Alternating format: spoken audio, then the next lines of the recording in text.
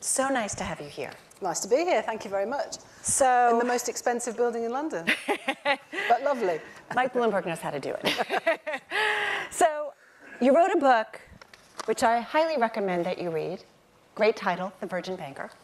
You wrote a book about making your way through the world of finance. Ernst & Young, Norwich Union, RBS Virgin Money, doing it in what is still very largely a man's world. I have nothing wrong with men. I like them. But it still can be difficult for a woman going through. They still dominate the senior positions, often in the world's financial firms. How hard was it making your way through it all and building your businesses? I mean, I don't know about anybody else here, I never think of myself as being a woman, if you know. I'm just somebody that gets on with doing stuff in business. And I think that that's really important. So from my point of view, I guess I had, like all of us, we need support, don't we, in our lives? And the lady here is talking about setting up a business. I mean, it's almost impossible to do that without support from friends and family, I think. You have to have some self-determination, but certainly from my point of view, my husband was prepared to give up work so that I could carry on. My parents helped bring up my child. And I don't think we can do it on our own, whether we're male or female. So, as I say, I think you just get on with it. Well, I want to also ask you about what kept you focused and energized in your goals in building these businesses? I mean, there were some tough times. The financial sector, coming off the crisis, this wasn't always easy. So how do you do it? Because I think about the CEOs and the executives who are out here in the audience, and we're all faced with obstacles constantly. That's part of running a business. Yeah, I mean, I think from my point of view, I never, ever think about running a business just to make profit. For me, that's a very limiting thing. I remember a long, long time ago that I realized that people don't get out of bed in the mornings to fill in a form, answer the phone, answer their emails or whatever, do their Excel spreadsheets. Most people want to get out of bed to make a difference. And I think, when we all start at a new business or start a new job, everybody's excited, as I say, about the difference that they can make. And I think for me and for us, making that difference was the constant driver. And we wanted to be able to do bigger and different things than just, if you like, running Virgin Money, and realise that you have to earn the right to do that. So I'm not suggesting that all you do is have a purpose and don't worry about your bottom line, but focusing on the bottom line in order to achieve a different thing, which for us was an intention to make everyone better off, really drove the business forward. Is it easy to do that, or easier to do that when you've got someone like Richard Branson behind you who does do things differently? Like, what was the role of him and working with him? I mean, I think it's a really good point because, of course, the whole Virgin ethos is to challenge the establishment and to do things differently. Right. And I think that we were able to really embrace that. But I passionately believe that, of course, that we all need people that give us permission, if you like, to behave in certain ways. But we give ourselves permission. I think we lock ourselves into perceived boundaries in a way that we don't need to. And every time, whether, I'm sort of in my 50s now, but in my early 30s, I was given a big project to handle back at Norwich Union, which is now Aviva. And we could only do it if we pushed out the boundaries. And, this was a business that was closed down by the regulators, and I needed to bring together a lot of people to go all around the country to give a difficult message. And I remember asking a whole variety of people, by the way, your point here about making connections, for me, I think connections and networks are super important. You talk about that a lot in your book, because you pull on people that you've known throughout your life to come back. In writing the book, I realised how important networks and connections had been for me. And I'd made these connections back at Norwich Union, and I was able to ask, I don't know, 70 people, I think it was, to go out all over the country.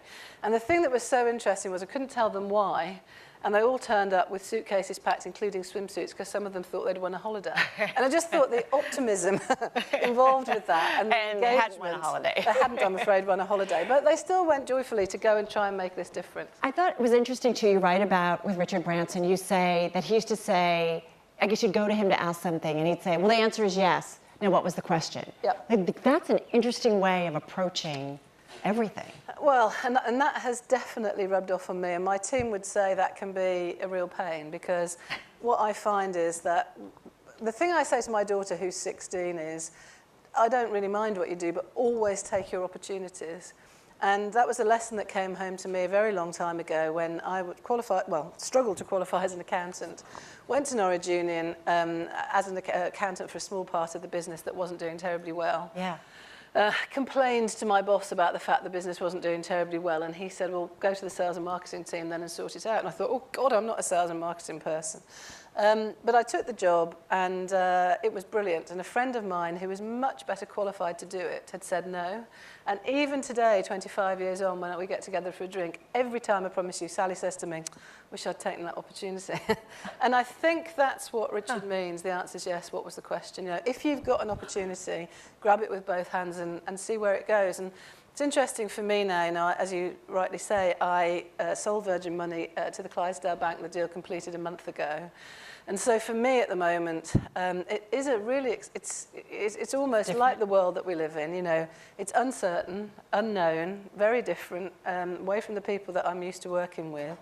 But lots of random opportunities have come in. And as I say, my poor assistant who has come over with me, we both said, gosh, we thought it'd be quieter after we left Virgin Money, but it's actually busier because we're taking all of the opportunities. I mean, like coming here, thank you for asking me. Well, thank you for coming. Why would you say no? Right. So I think for everybody, I'd say any opportunity you get, take it, try and make it positive. And if it doesn't work out, it doesn't work out, but at least you won't regret it. And it might open fabulous new doors. And I've always found that to be the case. What do you have to lose? Potentially. I want to get into a little bit some of the issues, because I know this we wanted to talk a bunch about talent. And you have been very outspoken about women in the workplace, women in finance, about parity and equality. I read something, an interview you did after that undercover investigation that exposed sexual harassment at that male-only London charity dinner. That was, I think, earlier this year. And you said, I was shocked. My team was shocked, the entire city was shocked. We all thought this was behind us, but there it is lurking in the shadows. It's a return to the sleazy 1970s. Why is this still happening? Well, and that's maybe an extreme, but I think about there's still not parity. Well, so the reason that as you say, I've become outspoken on this particular subject is again, it was taking my opportunities, I suppose.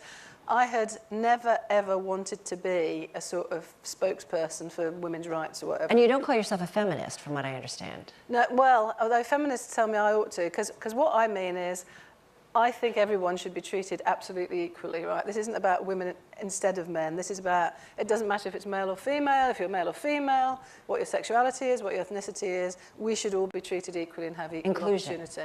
Always about inclusion. And I happened to be at the Mansion House speech, it was June 2015, and completely by surprise, and didn't know why at that point, found myself sat next to George Osborne at that dinner. And we were talking about this sort of thing, and what I hadn't understood at all was that financial services is actually the worst sector of all industrial sectors in the UK for inclusion of women. And I thought, I'm astonished at that because this is my own sector, so I ought to try and get to the bottom of why that's the case. And so he asked me to do a piece of work to look at why that's the case, and it was clearly true that it's nothing to do, of course, with women having babies or being mothers or whatever. When we asked women why they didn't progress in financial services, motherhood was one of the lowest reasons. It was all to do with culture. And I think, to your point, why does this still happen? I think in organisations where the culture hasn't changed, you know, we continue to get some of the behaviours that we haven't liked. But the really positive and optimistic point, I think, is that because of the light that's been shone on these sort of issues, cultures are changing in all organisations. And, you know, we are the people in this room that can make that happen. And the conversations are certainly making it known, right, so that things change. But you do talk about diversity and inclusion, that it's important for productivity at a company, right? This isn't just about maybe doing the right thing. I mean, there's been countless studies about you improve diversity at a company and you improve the top and bottom lines. You put have a more diverse corporate board, right? I mean, this is just dollars and common sense, financial sense. I mean, it is interesting because when I first started to do this work, a number of white men quite aggressively said to me, you're taking our jobs away and my son's jobs away. And of course, the point isn't that at all. There's a real correlation between the fact that the UK has got one of the lowest productivity measures in the G, whatever we are, and also the least diversity.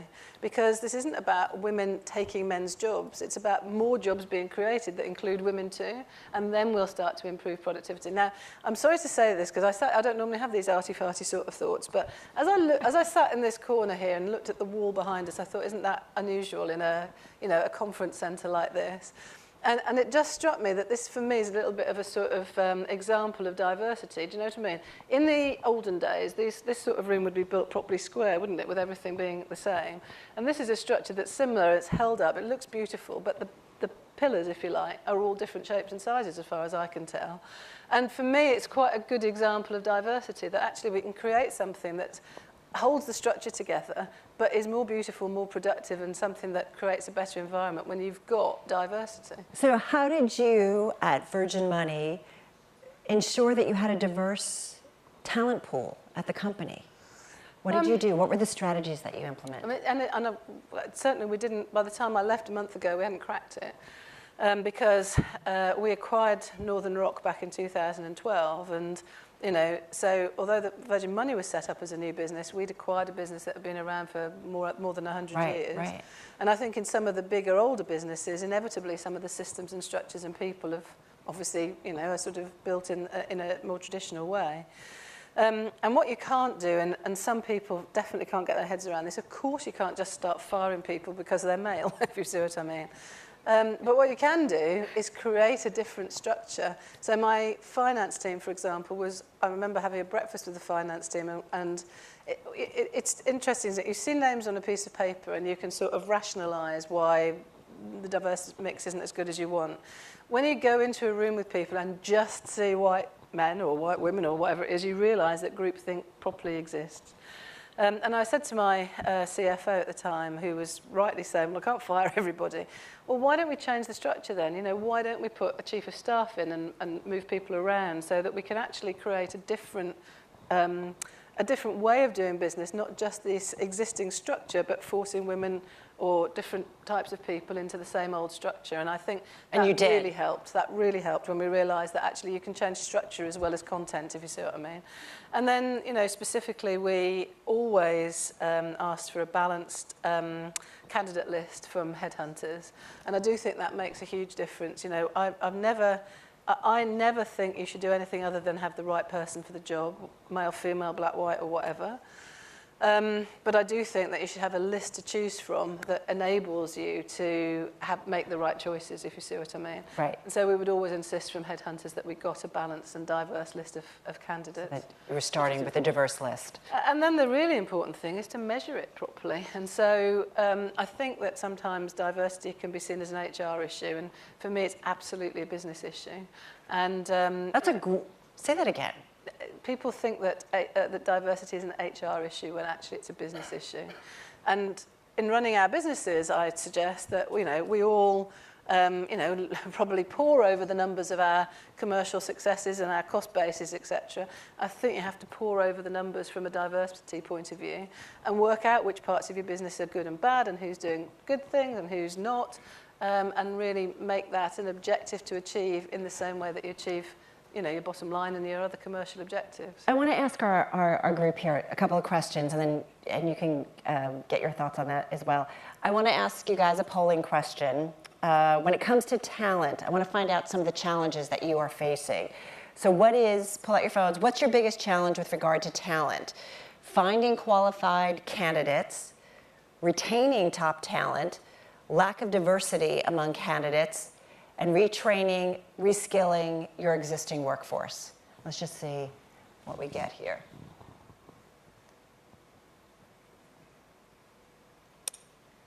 Because I'm curious, as you were, Jane Ann, if you look at some of these choices, as you were running your companies, did you face all these problems? Was one in particular the toughest? Looks like finding qualified candidates, which is what I hear certainly back in the States. Big time, like finding workers. But retaining is also tough. And if you lose workers, good workers, it costs the company. It's expensive. I mean, I think, and again, I understand the nuances around what I'm about to say, so I'll say it more extremely for impact. But lack of diversity, too. I think you have to take a risk on people. And so, from my point of view, I was 32 when we set up Virgin, what is now Virgin Money. It was called Virgin Direct then. And I got no experience of setting up a business at all. The experience that I had got was I'd worked in Norwich Union and I'd seen some stuff go wrong. And Richard Branson actually said to me and to the financial regulators, because don't forget, when we set up Virgin in financial services, Branson had only been known for travel and records. Yeah. And so the financial services regulator said, why on earth should we trust this man to set up something as important as a financial services company?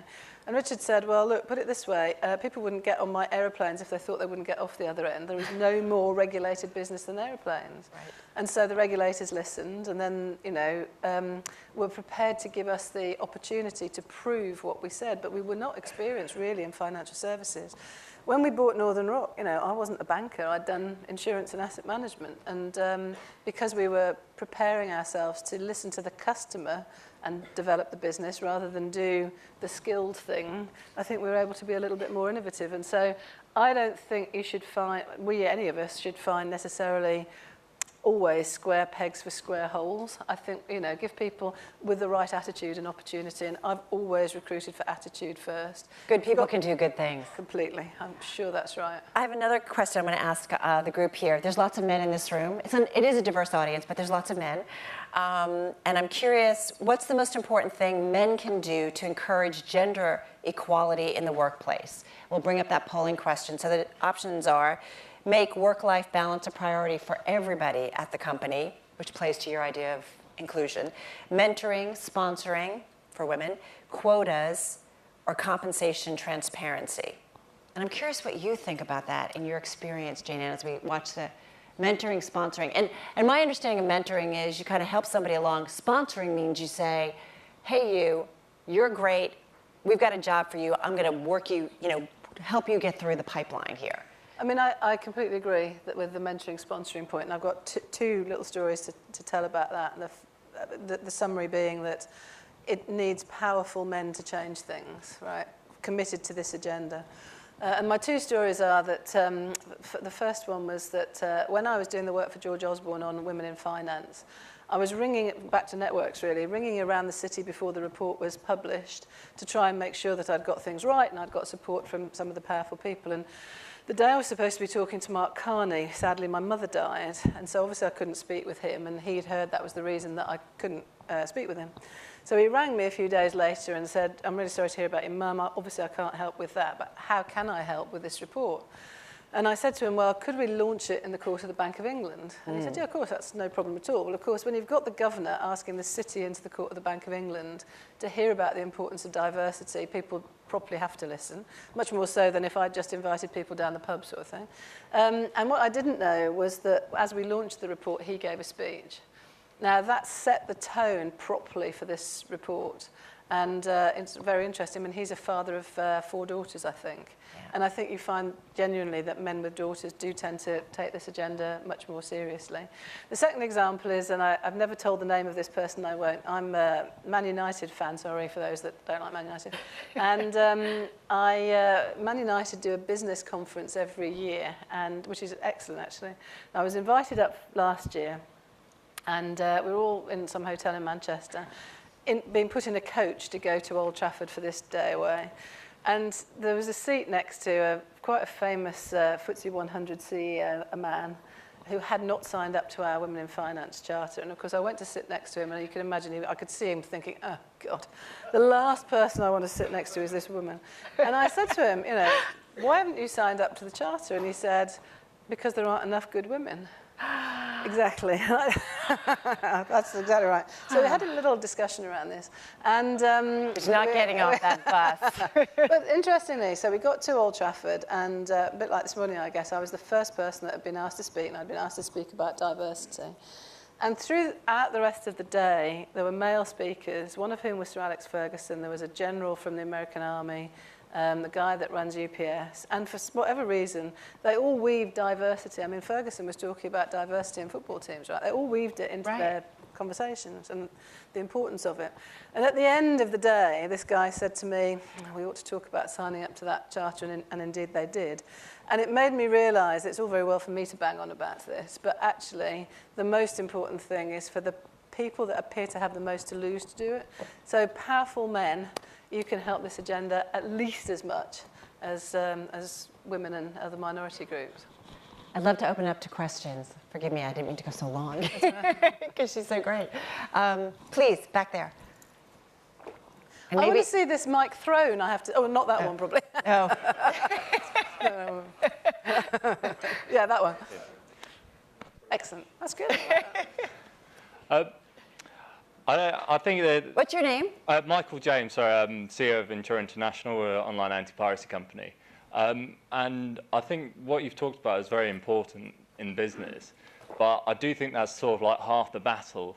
And being an engineering company, I think there's a lot to be done at sort of like a school level. Yeah, yeah. And I think, or even before that as well.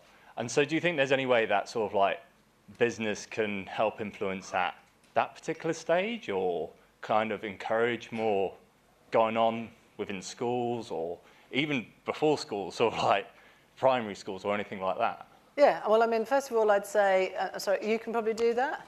You know what I mean? The more of us that go and talk to school children, I think, about what they can do and you know, the path that they can take to get there, the better. Because I personally, and I know everybody doesn't feel like this, that for me, principle rather than process is important. So inspiring kids rather than just educating them, I think, is so important. But I mean, to your point, I mean, you're right that this whole issue has got so much more complexity around it. And you know, I talked to the government around, in particular financial services, you know, the need for financial education and the need to train children for the new world that's ahead of us. And what I can say is all the politicians that I've spoken to, they definitely get it. It's just such an enormous, complex task. But I also get, you know, people tend to talk to me about women in finance and say, well, what about all sorts of other diversity? And what I've felt in the work that I do, at least, is you've got to start somewhere. And so I completely agree that the somewhere needs to broaden out, and I'd encourage everybody to get involved in the breadth. But if we don't start somewhere, we'll end up nowhere, I think. It's a great point. Please, back there. And just let us know who you are. Angela Mortimer PLC then. I'm really interested to know where banking is going to go. Because at the moment they're in a really interesting place where they're sort of caught halfway between the high street, where they're screwing that up, and halfway between the technology. I'm not sure that's yet happening. I'm quite interested in your views on that. Yeah, I mean, I think that I think it's a really good question, and indeed has a. I don't even know if it's the right answer, but my answer will be quite complicated at this point. I mean, I think that. In my experience, what we found at Virgin Money is that although customers do want to be able to deal with their bank online and digitally, they still want to trust people, because money is an emotional thing rather than just a practical thing. We had at Virgin Money, we had 75 branches, so not too many, but they were all busy. You know, we had millions of people come through the door, and I think that, frankly, I've said it publicly, you know, the likes of RBS that keep on shutting branches, particularly where they're shutting branches in Scotland, I think it'll come back and bite, because I don't think it costs that much. They can afford it, and actually the consequence on the local community of those closures is huge. So I think working out the balance between human relationships and sort of the practicality of transactional banking is really important. The fact is that the smaller banks, I talk about fintech a bit, and the problem in many ways is that fintech tends to be built for tech, and there isn't much fin in it.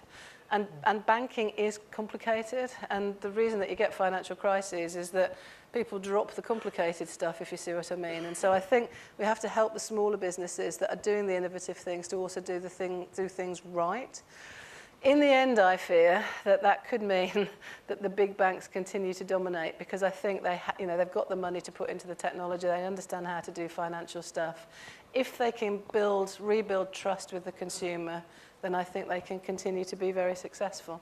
But that's a huge if. Trust is the huge if. Maybe one last question? We'll try two. See if we can squeeze it in. Oh, hi, I'm Nawaz Imam, the CEO of a small capital markets fintech company here in London. But you mentioned that measuring, outcomes is very, very important, along with putting the right structures in place. Can you just give us more of a sort of a practical flavor of the things that you did measure? Well, I mean, one really simple answer is that, being a financial services company, you'll know that people a lot of remuneration is bonused, if you see what I mean. And I remember as I started to look at the gender fairness in Virgin Money, I was looking at how did my team and their team allocate bonus. And I was horrified, given the purpose that we set ourselves and the fact that we are as a senior management team quite gender balanced, that actually the initial allocation of bonus was hugely skewed to men rather than women. And part of the reason for that is consistent across financial services everywhere, apparently, and is a cultural point to do with the different behaviours that tend to happen between men and women, which is where broadly, I mean, of course this isn't individually true, but broadly people say, men are more likely to go and bang the table and say, I did really well last year, I deserve a bonus, please pay me. And women are much more likely to say, look, you can see how well I did last year, I don't need to bang the table, just pay me properly. And what weak managers do is they tend to respond to the people that bang the table, which sometimes tend to be men, right? And that's why you get this skew, which means that women don't like financial services culture. And much to my astonishment in Virgin Money, that when I could actually see this before we paid it, I could see the skew. And when we did it through normal distribution curves across different departments, if you like. And of course, as soon as I played that back to my team and their teams, they were equally horrified. And I think if we hadn't actually measured that and looked at the distributions across those populations, we would never have known. And when I pushed it back to people and said, you need to think about this in a more balanced way, it wasn't actually that hard for them to right that wrong. But without seeing those curves, they would never have got there. So they didn't really realize it? They didn't realise it because they weren't measuring it. They just thought, well, you know, I don't know, John's obviously done a good job and he's come and told me he has, and I sort of agree with him, and he's been quite in my face about it. And, you know, Sarah, I haven't thought about her too much because she's also did a good job. She's just done a good job in the background. But actually, when I sit and think about it, maybe John and Sarah have done have contributed similarly, if you see what I mean. Yeah. One last question. Fernando, I'm a co-founder of a cybersecurity company. So what I find is quite difficult is to find women in tech. Yeah, very, very difficult. The Chinese recently put, you know, several billions into the educational system to start to teach AI to 11-year-olds. Yeah, because they know that's a skills gap that exists now and is going to be even worse in the future. What can we do in this country and around Europe to actually incentivize our governments to do the same? Yeah, I mean, I think, to be honest, there are lots of things to criticise Whitehall and Westminster for, but when you look at their own gender balance, it's good. You know, so, and I do a bit of work there now, and I'm constantly impressed by how they've managed that. I also think that, you know, if you look at the National Health Service, that balance there is good. I don't know about you, I notice it now for obvious reasons, I suppose. I grew up in a generation where it was a surprise to see a female pilot. Well, I'm flown between Edinburgh and London often now by female pilots. And so a while back, when I did this Women in Finance report, to be honest, I did a panel at number 11 Downing Street, and there was somebody there from Goldman Sachs, by the way, who have been very supportive of this agenda, so they should forgive me for saying what I'm about to say. And the person there said, look, we think we can get to gender equality across most of the business, but not in IT. And I said, well, why not IT? Well, you know what, it's women just don't do IT, women just don't do tech, right? And we passed on, and then somebody in the audience put their hand up and said, I'm sorry, I can't let that go. Why on earth can't women do IT? And we concluded, you know, we've now got women in special forces, or at least being, you know, special forces opening themselves up to women. So I think that we have to get rid of this view that IT, technology, tech and development is a man's thing. And we have to talk to women about it. People like you need to employ women for it. Because, you know, I know you're asking this positively, and I'm going to answer you slightly negatively. You can't, you know, organisations can't dismiss half of the population because that's where half of the brilliance lies. I haven't got an answer, but we have to find it together. We have to wrap up, but just quickly, in your book you talk about EBO, everyone better off. I think it just plays to when you're thinking about, it plays in so many different ways, right, when building a business, but also when you're building your workforce. Absolutely. Yeah, oh yes, absolutely. So, yeah, I mean, when I set up Virgin in Financial Services, I wanted to, with my colleagues, to think about, you know, what is our purpose? And we realised that we wanted to do something more than just build a bank, right? We wanted to make everyone better off. And what that's done, what we say is, of course, we need to make a profit for our company, but we need to do good things for our communities. We need to make sure our staff can have good careers, etc., and look after our customers, etc. And what that did was it meant that we recruited people who understood and loved that purpose and journey, and the culture sort of pushed out people that didn't. And so as a consequence, we were able to create a team, I hope, that went in a constant direction, and that's been something to be proud of. I miss it. I will miss. It's only 4 weeks, and I still miss it. We'll wait to see what's next. Jane Ann, thank you so much. What a pleasure. Thank you very much. Thank you. Thank you.